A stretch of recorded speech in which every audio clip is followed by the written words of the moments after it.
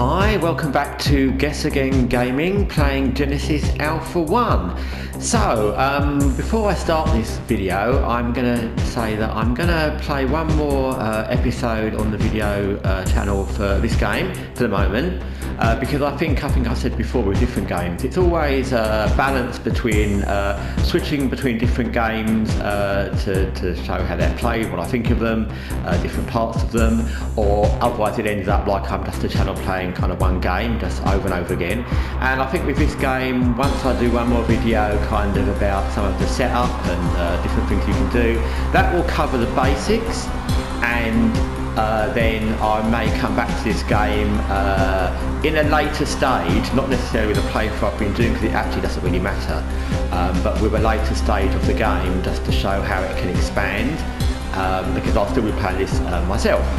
Also, I've been playing off channel some of Age of Wonders Planetfall, just to try and get myself kind of accustomed to some of the other systems, and I've kind of gone into some of the customization options and things like that, which I hadn't before, so some of those things I wanted to talk about. So I'll be coming back to that after this video for a little bit, again not for like ever, but just to go through some more bits while they're fresh in my head, and then I'll probably try another game. Anyway, so here we are back with Genesis Alpha 1. Like I said, it's an interesting game. It's definitely a game, and I always say, this is one of the things I always say when I talk about games, it's definitely a game that I will come back to, not just on the channel if I do, but just often myself, because it's different. It's different, it's fun, it's a game you need to be focusing on while you're playing it, so much so that I've not even pressed continue, because once you start you've got to be on it, it's always happening. But it's good. It incorporates lots of things I like, which is the shooter part and the building part, but none of them are really top heavy. So it's got a good balance. The feel of it's good, and it's very unusual. So I will definitely be continuing to play this game off and on, I'm sure, for a long time, which is a good sign of a game. I think with many games, you sometimes play an awful lot, I'm sure as everyone watching this is a gamer, you know, and then other games you'll play a bit and then you'll come back to over and over again. And I always think the games you play a bit and then come back to against the games you play a lot and never come back to are probably the really good ones. So, you know, these games like Phantom Doctrine is one, XCOM 2 is one. There's lots of games where I've played a lot but then I'll leave it and come back, and I'll always want to come back because they always offer a new playthrough and you always feel excited when you start again. Anyway, so let's continue with this game.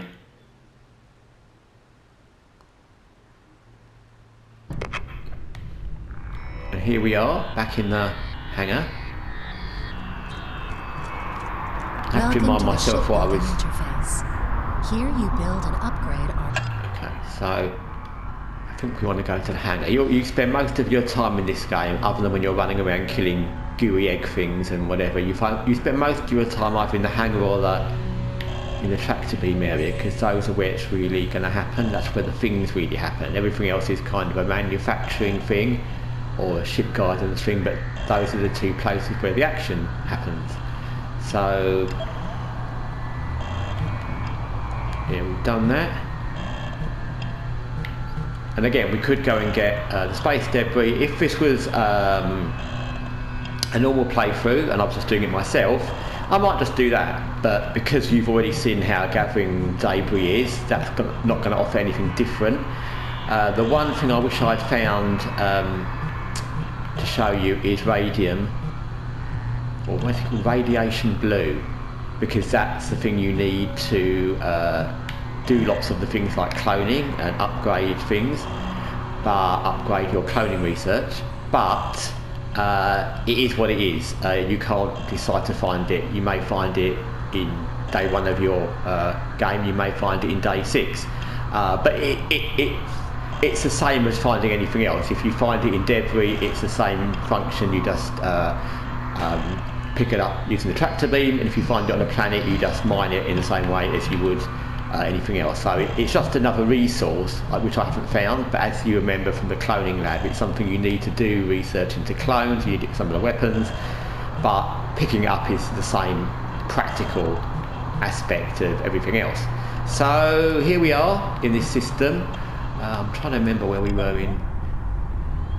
So we've not got much framework. We've got iron. Again, if I come back to this game on the channel, I'll make manufacturing things so you can see that. But again, if you have any experience with any kind of game, you'll kind of know how manufacturing works. You get the raw materials and make it into the thing you want and store them, so it's not amazing. You can see we've got a biomass container, which is good.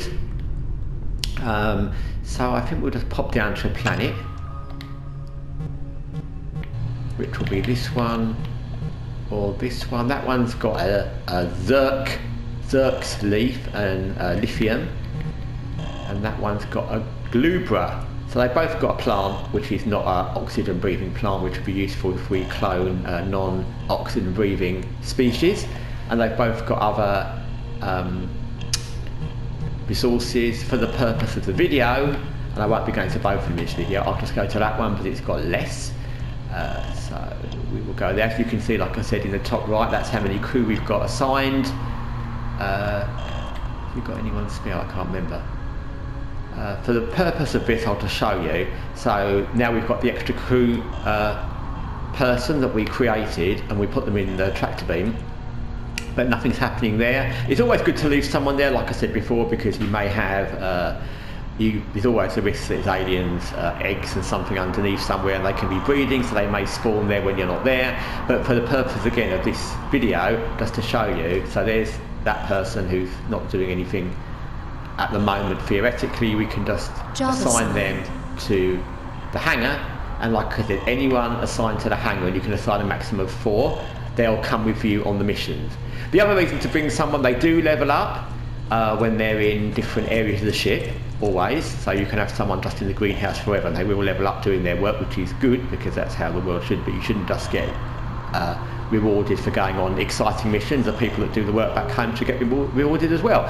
But if you take them on missions, of course, because they're going to be shooting and mining, they'll probably level up quicker.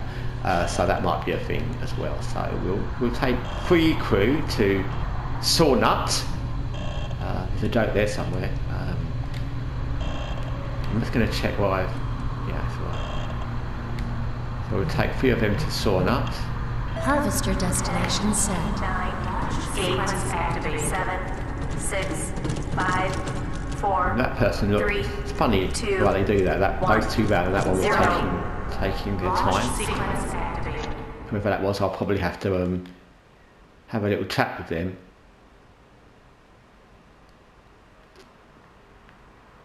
And yeah, the other thing that's really good about this game is how it's very. I know these loading screens, obviously, but it switches quickly between the ship and the planet. There's not much time in between, so everything seems to be happening very quickly. And like I said, the other thing I like a lot is the fact that while you're away on the planet, things are happening back on the ship. If you're creating clones, they're being created. If you've got someone in the clone lab, if you're creating ammo, it's being done. And if there's aliens breeding or eggs or anything, or even an invasion from pirates, it'll happen when you're not there. And like I said, in some games, I think generally in games, I like a kind of simple time. So if that's happening, I'll be kind of like, ah! But in this game, it suits the game and I enjoy it. So I think it's always good to have a game that's a bit different to games you usually enjoy as well. So here we are on the planet. It's always kind of interesting in this game, I found especially, because you never know what the planet's going to look like, which is fun. Put our turret down. I think the planets in this game, having played a lot of No Man's Sky, which is one of those games, back to what I said at the beginning of the video, where I played a lot, and then after playing a huge amount for many weeks, I kind of haven't played for ages. So anyway, comparison is, I think that the planets in this game look, I mean, No Man's Sky is a different kind of game, so I'm not criticising it in any way. because it's its own thing. Pick up New all that clone research unlocked. biomatter, which we can now actually keep, which is good. Yeah, there's some more biomatter. Let's get that.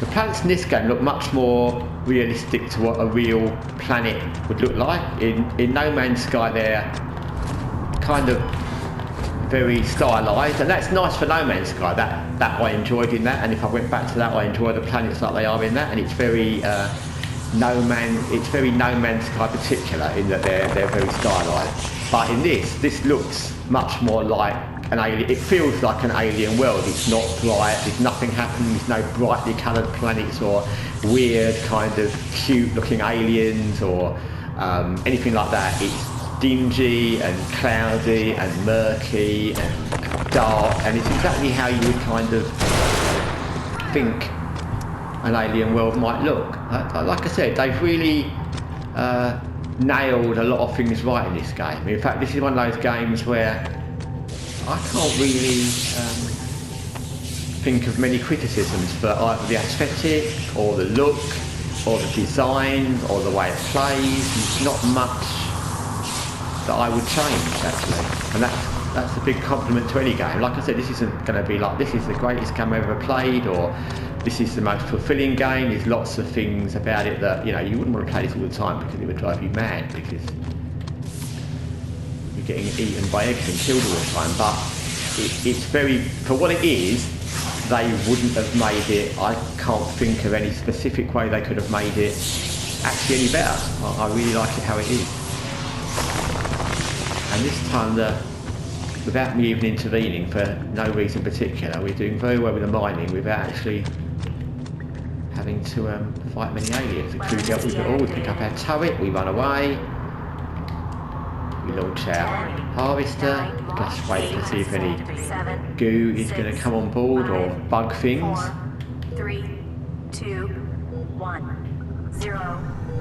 And we're good to go. Of course, that all means nothing when you get back to the ship and find that there's loads of bugs come with you, or later on they could be in the resources. But we'll see. It helps a lot, and it doesn't help.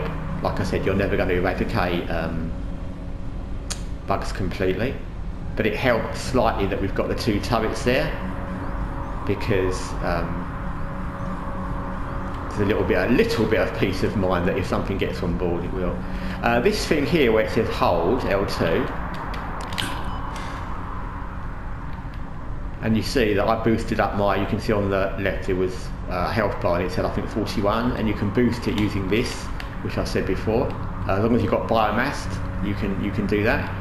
And it's always good to remember because it's not one of those things that's really obvious, not obvious because the game's doing anything wrong, the health bar's there to see, but because this game's so, it's not exactly a shooter, it's not exactly a survival game, because you're doing so many things involving the crew and building and worrying about bugs and it's very easy to forget your own health bar. I've done that, and I've played this a lot, and I've done that often. I've completely forgotten to look at my health bar, and in the game that I was playing, which I refer to often before I started this video, or this video session of games, which I played for many hours and got a massive ship with loads of different bits and pieces, and it just got all too much when different bugs invaded bits and bits fell off and it was too much to repair. I think I went through about 7 or 8 captains because that's me basically, because we got killed, and sometimes it was because of overwhelming odds, pirates and bugs, and sometimes I just forgot to check my health. So as you saw, there was a energy node that's gone wrong, and that almost always, in fact I've never seen it not, means that somewhere is a bug, and it's going to be down there, isn't it? One of the things, again back to that, always checking your health, is that when you end up doing a thing like this, and you just saw I checked my health then, that was kind of luck. But when you end up doing this kind of thing, or there can be a bug anywhere in your ship, and there it is, yuck.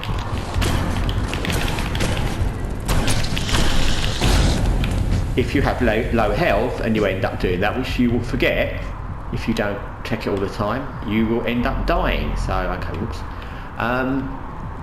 Like I said, it's one of the things about this game is it's full on. I can't think of, I mean, there's lots of shooting games where they're full on and there's things happening all the time. But for what it is, and because of the amount of things, I'd say, the shooting game, you're thinking about your health and you're thinking about your ammo and you're thinking about the enemies. But in this game, because you're thinking about so many things, the enemies, what you've got, what resources you've got, what you're building, and what you're in shooting games, you're not thinking about the building part in the same way, you're not thinking about alien eggs at the same time as pirate invasions. You're thinking about so many things at the same time. It's really easy to forget one simple thing, which is like, you know, check your health, check underneath when a shipment is brought on board. There's so many things you need to remember all at the same time, and as I said, later in game they can literally all happen at once. I've been on a planet and I've come back with a cargo, and I've had aliens come back with me, one type of alien. While I was away, the ship got infested by numerous bugs and alien eggs, and at the same time I was attacked by pirates, and that was all literally at the same time. Everything was going on, and at the same time you're thinking about your cloning, what weapons you've got, whether you've got turrets there, making new turrets, you need new turrets, where can you put a turret, whether your crew have got the right weapons, where were your crew, should you call more crew, there's a note that I was looking for. And so it really can be very full on. And like I said, usually I'm not a fan of like overly frantic games. Going back to my favourite example, like Watch Dogs Legion, I like games where you've got the frantic part of the shooting and the mission, and then you can, you know, walk around London at your own leisure, or go back to your base, and you know there's nothing happening. But this game, there's no safety in base at all. So we will go back to there and we will liberate the last 3 supplies. Harvester destination set. Actually, I'm going to do one other thing, I think, when I go, if I can. 5, 4. So you've leveled up our health. 2, 1. You can, when you're being attacked, like I said, you can run back into the shuttle, and as long as you've got biomass, you can restock, revigorate your health. Refill, that's the word. Not all those words are okay. Anyway, you can refill your health. So we come at you again. Put down our turret. Let the crew do that. And I'm going to do one specific thing here if I can.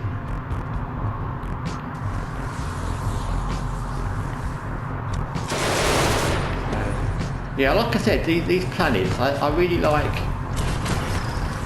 how they look, and it's weird because when I first did this, and you know, with most games, and it's, you know, No Man's Sky is an example, with other games, you know, you kind of want to explore the whole planet. And when I first came to these planets in this game, and we couldn't explore more than a certain radius outside the shuttle, I was like, but actually, I'm going to see if I can get killed. The crew might save me. Okay, the crew are going to save me. I want to show what happens if I die, but anyway. Yeah, I actually like the fact that you can't explore past a certain distance from the shuttle, because it actually adds to the mystery of the planets, because you can only see so far, because they all have this same kind of very alien, very foreboding kind of feel to me, even the ones that are covered in plants, and they all have the same feel. They've created that atmosphere of it being alien and very foreboding very well. So I'm actually glad you can't run around everywhere, because if you could, there wouldn't be anything to explore, because that would be how space is. There wouldn't be loads of exciting things to find on a planet, and it would spoil the kind of mysticism of it would spoil the mysticism of kind of running around this alien world and it looking so desolate. I think if you could just go off and run everywhere, if you could run right off into the distance over there, you wouldn't find anything, but it would spoil that kind of eerie feeling. So I think they've done a really, really good job. Maybe they didn't let you explore the whole planet for technical reasons as well, I'm sure, but it works well. Okay, so the reason I was going to let myself die in that game, in case you suddenly think I'd got suicidal, because I did mention that, is not the suicidal part, the dying part, is I actually kind of wanted to show what it's like if you die and how you respawn as a captain, but the crew are so well trained now that they saved me. Which is actually unusual, because I think in every playthrough I've done so far, this gun, that's it.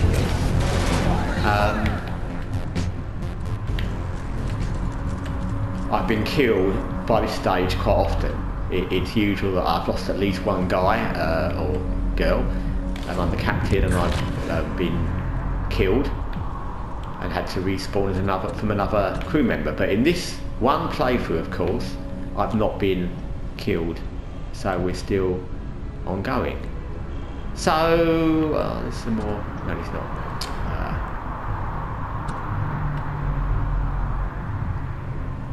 Okay, so we've, they were a little bit irritating. Those robot things, you saw I walked into one at least twice then.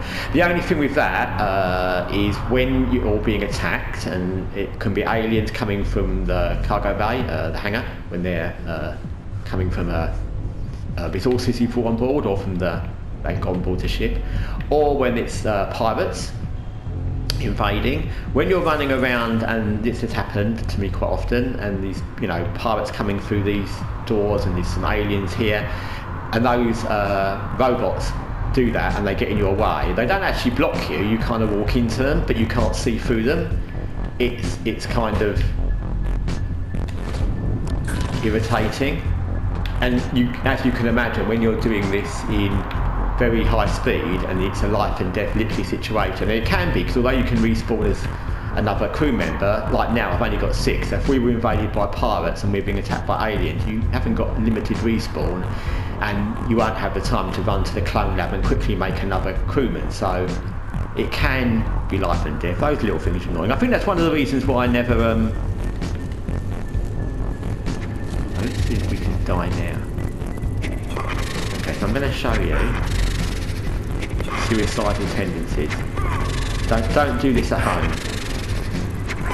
So, health flow, it will tell you, and you can see on the left that's their health meter, just so you know how that works. It's obvious, but and we died, and it will show you a little red smear on your screen, and then what will happen is, there you go, that's exactly how it works. So you just come back as someone who's random, usually from the nearest area. If you've got someone who's not assigned in the crew lab, as I said in an early video, they'll come back as the unassigned crewman in the crew quarters. But if you haven't, it'll come back as the nearest person. If you're on a mission, or if you're in the hangar bay, it'll come back as the nearest available crew, and it can be anybody. But that's how that works basically. So remember, you're not playing to save yourself.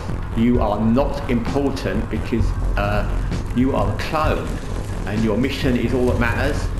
And when you die, which you will, I'm going to die twice, now that would be annoying. When you die, you will come back as another clone, because that's what you are. And again, that works really well in this, because you're a clone. And it's funny how many of the things that would happen in normal games, where it's like, that wouldn't really happen, in this it makes sense, because you're a clone, and the whole mission is the clones have to get the ship to a place where humanity can start again. So in this game, that whole scenario actually fits completely. So now this is what you do. If you've been killed, you will go post haste to your, down here, I'm going to check, I can't remember, I should remember.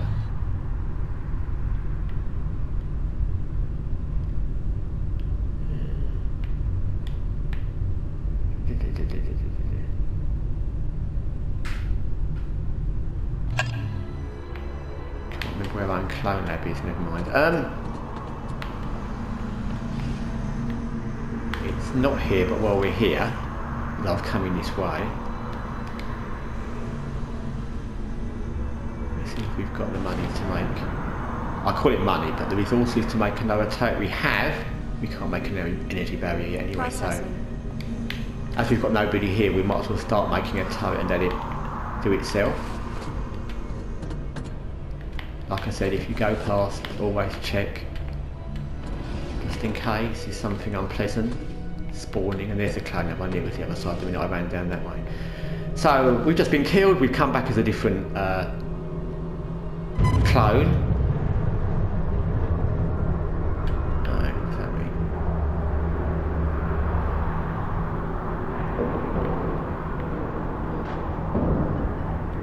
Okay, that's bad.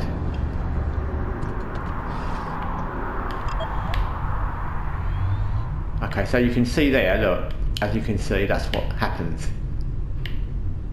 So something unpleasant has happened already. And we've been very, you see, we've been very vigilant in what we've done in this. But nevertheless, something has happened.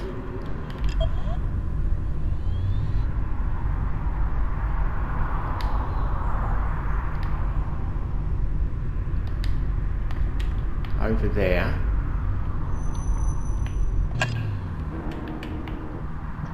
And even though we've been vigilant, obviously it's not going well. And they've sealed it off. That's not good. So you can see there, that's basically what's happened is some, and that's what I said to you in the earlier video, something will happen, and this is done well to prove that actually, something will happen. If you've got resources, you can build. Power re-established. You can build a corridor. But as you see there, and there's no node. So what's happened is, and that's really demonstrated this really well, considering this is the last video that I'm going to make of this game. Couldn't have done better.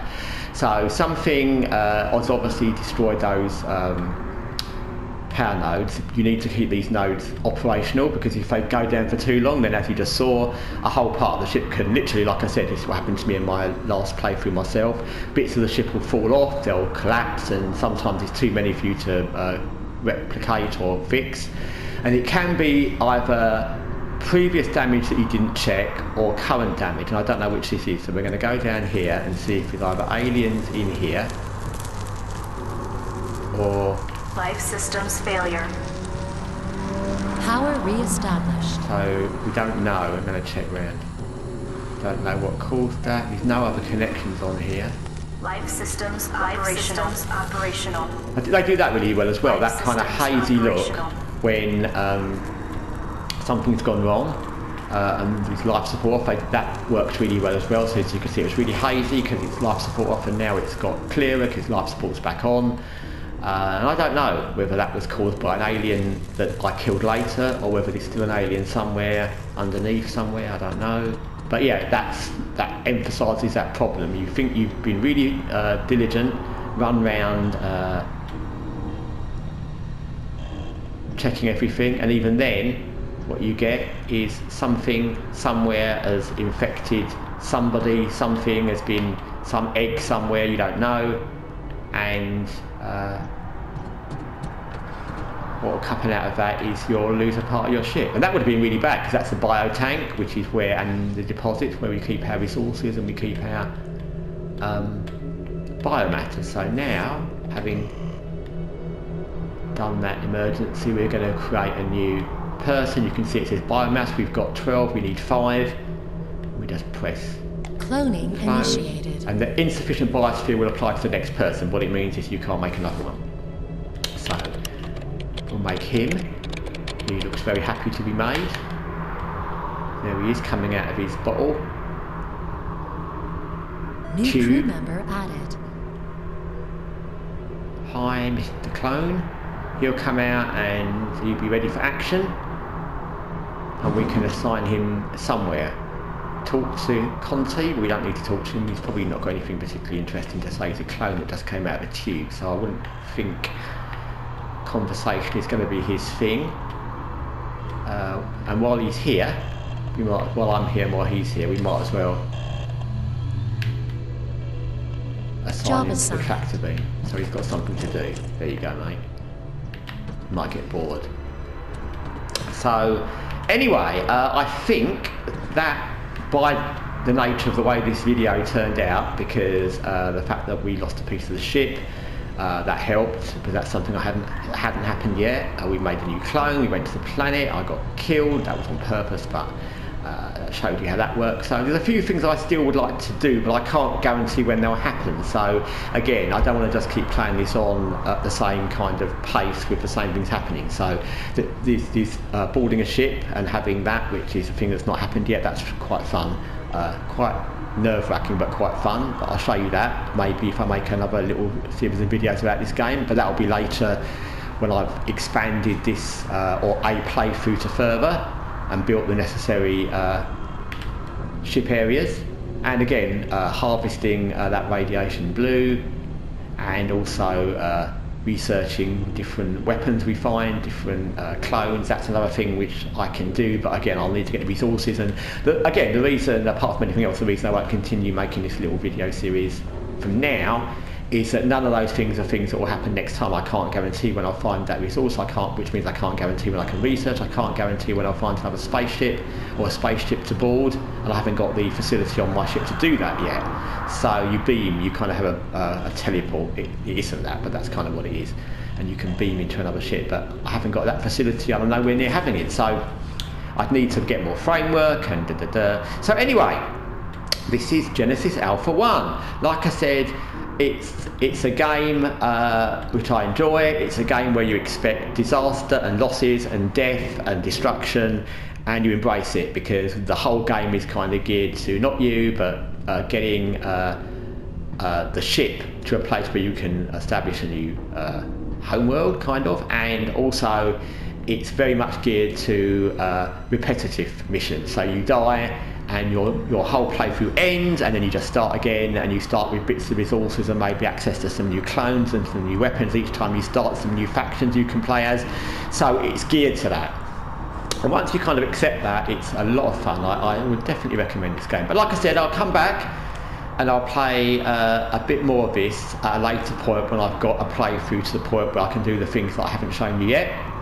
In the meantime, thanks for watching, and next time I'll be coming back doing, like I said at the beginning, another little small series of videos about Age of Wonders Planetfall. Anyway, thanks for watching and take care.